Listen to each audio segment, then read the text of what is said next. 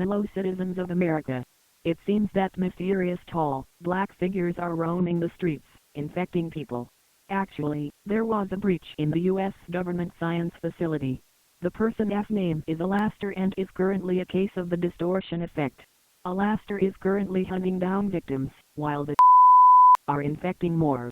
Stay inside of your house at all times, block out the windows and doors, and keep quiet. Thank you. Now, back to your regularly scheduled program. I never meant to hurt anyone. I just decided to look at a weird creature for 10 seconds in fear and run away. I am a threat to humanity. Well, not me. All I am now is an empty husk that still can think, but can't move. In so much pain. Help me. Help me.